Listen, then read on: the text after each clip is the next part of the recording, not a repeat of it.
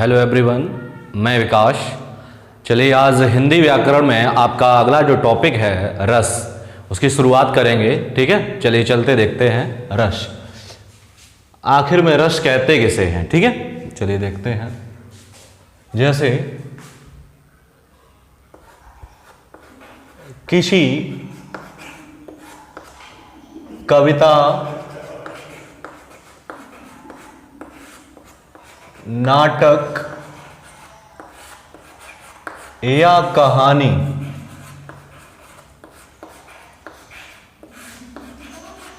को देखकर या सुनकर जो आनंद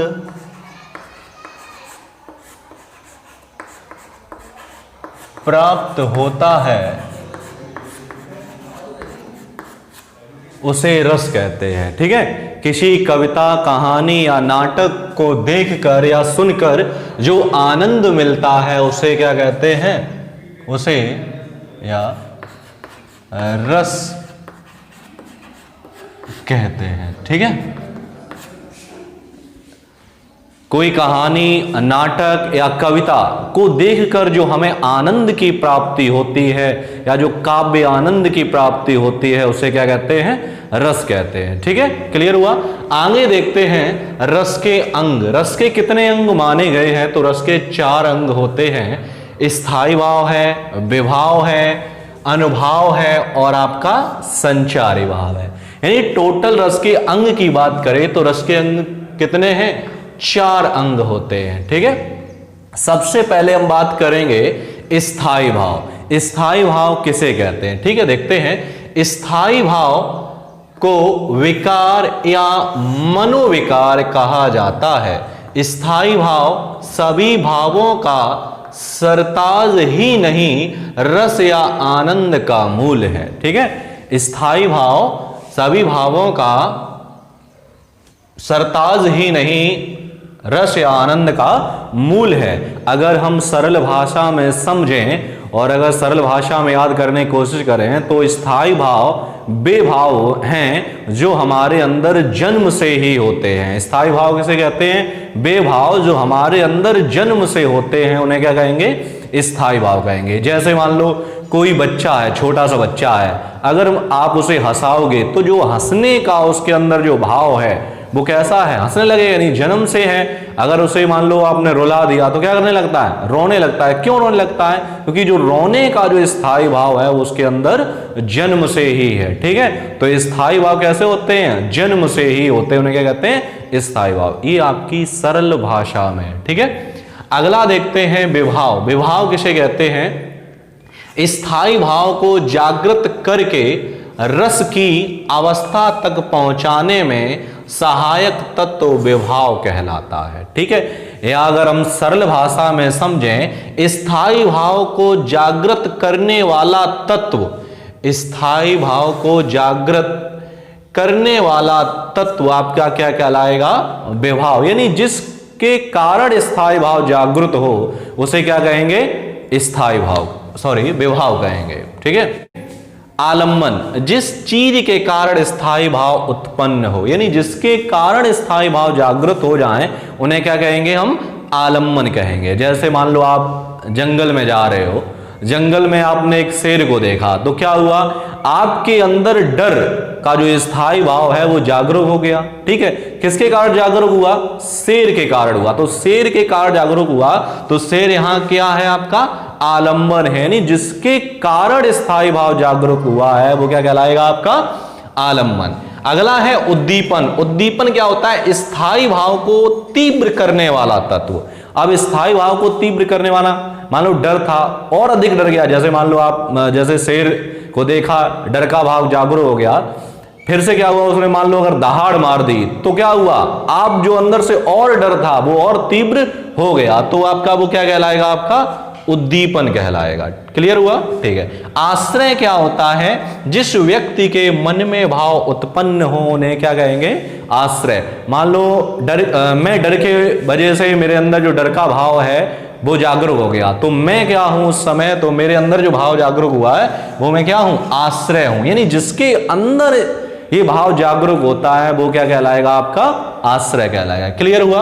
यानी आलम्बन क्या होता है, उद्दीपन क्या होता है और आश्रय क्या। आलम्बन क्या होता है, जिसके कारण स्थायी भाव जागरूक हो उन्हें आलम्बन कहते हैं। उद्दीपन किसे कहते हैं, स्थायी भाव को तीव्र करने वाला, उसको भी तीव्र कर दे तो क्या कहलाएगा, आपका उद्दीपन। और आश्रय, जिसके हृदय में ये भाव जागरूक हो वो क्या कहलाएंगे, आपके आश्रय कहलाएंगे। ठीक है, चलिए आगे देखते हैं। आपका नंबर 3 है अनुभाव। अनुभाव क्या होते हैं, मन के भाव को व्यक्त करने वाली शारीरिक चेष्टाओं को क्या कहेंगे, हम अनुभाव कहेंगे।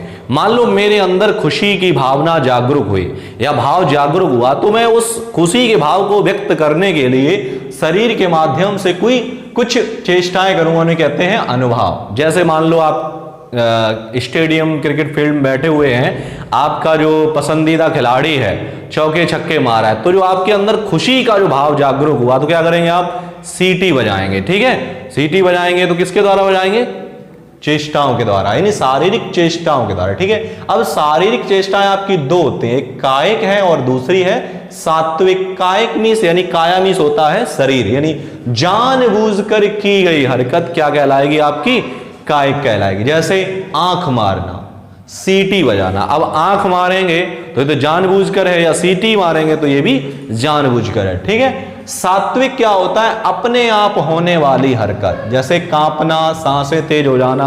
मान लो आपने सांप देख लिया तो डर के मारे आप कांपने लगे, तो आप जानबूझकर तो नहीं कांप रहे हो, कैसे कांप रहे हो, डर की वजह से कांप रहे हो। ठीक है, यानी अपने आप वो हरकत हो रही है, यानी सांसें तेज होना ये अपने आप हो जाती हैं। अगला है नंबर 4 आपका संचारी भाव। संचारी भाव क्या होते हैं, जो भाव मन में थोड़े समय के लिए आते हैं और स्थायी भाव को पुष्ट करके गायब हो जाते हैं, क्या कहलाएंगे, आपके संचारी भाव कहलाएंगे। जैसे कौन कौन से होते हैं, चिंता है, शंका है, गर्व है। ठीक है, तो यहां पे मान लो आप की अंगूठी खो गई तो क्या हुआ, आपको चिंता लग गई, और जैसे ही अंगूठी मिल गई तैसे चिंता क्या हो गई, दूर हो गई। तो जो चिंता का जो भाव है वो थोड़ी देर के लिए जागरूक हुआ और वो गायब हो जाता है। ठीक है, तो क्लियर हुआ।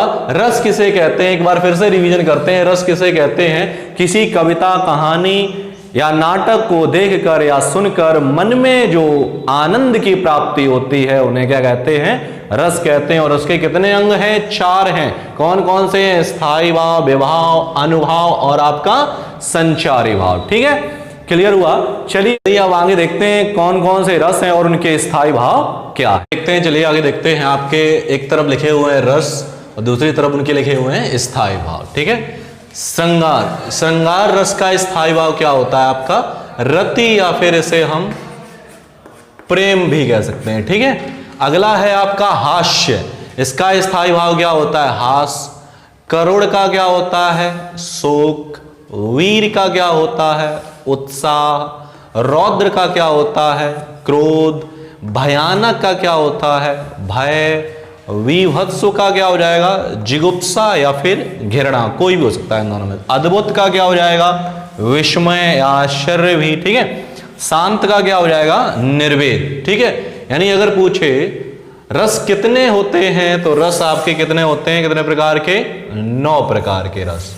रसों की संख्या कितनी है, 9 है। लेकिन भरत मुनि ने रसों की संख्या कितनी मानी है, आपकी 8 मानी है। अगर पूछा जाए एग्जाम में कि भरत मुनि के अनुसार रसों की संख्या कितनी है तो कितनी है, आपकी 8 है। अगर वैसे पूछा जाए रस कितने प्रकार के होते हैं तो आपके 9 रस हैं। ठीक है, और 9 ही आपके क्या हैं, स्थायी भाव है। ठीक है, रसों का राजा या रसराज किसे कहा जाता है तो आपका श्रृंगार रस हो जाएगा। ठीक है, कभी कभी आपके एग्जाम में ज्यादातर, कभी कभी क्या ज्यादातर आपके श्रृंगार रस की बर्तनी भी आ जाती है, तो आपको कुछ इस तरीके श्रृंगार रस लिखना होता है। ठीक है, तो ये थे आपके श्रृंगार रस और उनके प्रकार थे।